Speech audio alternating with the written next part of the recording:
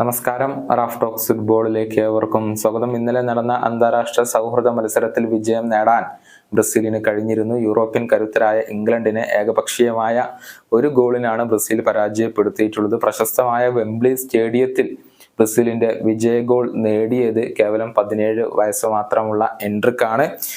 ഈ ഒരു മത്സരത്തിൽ നിരവധി സുവർണാവസരങ്ങൾ ബ്രസീലിനെ സംബന്ധിച്ചിടത്തോളം ലഭിച്ചിരുന്നു. എന്നാൽ അതൊന്നും ഗോളാക്കി മാറ്റാൻ അവർക്ക് സാധിക്കാതെ പോവുകയായിരുന്നു. ഇംഗ്ലണ്ടിലെ പ്രശസ്തമായ വെംബ്ലി സ്റ്റേഡിയത്തിൽ വെച്ചുകൊണ്ട് നടന്ന ഈ ഒരു മത്സരത്തിന് മുന്നേ തന്നെ ബ്രസീലിയൻ ഇതിഹാസമായ മരിയോ സഗല്ലോക്ക് ആദരമർപ്പിച്ചുകൊണ്ടാണ് ബ്രസീലിന്റെ ദേശീയ ടീം ഇറങ്ങിയിട്ടുള്ളത്.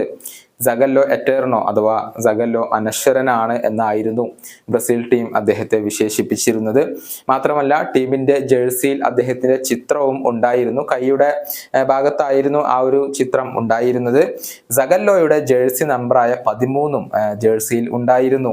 ബ്രസീൽ ഫുട്ബോൾ ചരിത്രത്തിലെ തന്നെ എക്കാലത്തെയും മികച്ച ഇതിഹാസങ്ങളിൽ ഒരാളായ സഗല്ലോ കഴിഞ്ഞ ജനുവരി 5-ാം തീയതിയാണ് ലോകത്തോട് വിട പറഞ്ഞത്. ആകെ 4 വേൾഡ് കപ്പ് കിരീടങ്ങൾ സ്വന്തമാക്കിയിട്ടുള്ള ഒരു ഇതിഹാസം കൂടിയാണ് സഗല്ലോ.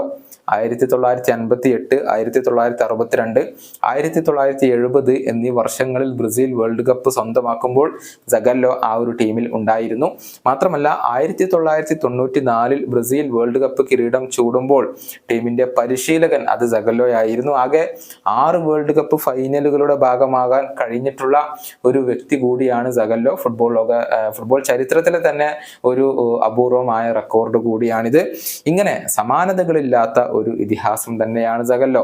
അദ്ദേഹം അർഹിച്ച ഒരു ആദരമാണ് ഇപ്പോൾ ബ്രസീലിന്റെ ദേശീയ ടീം മരണാനന്തര ബഹുമതിയായി കൊണ്ട് നൽകിയിട്ടുള്ളത്.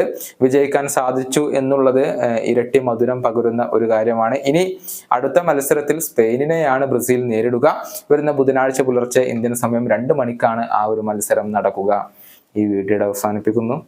വീണ്ടും കാണാം.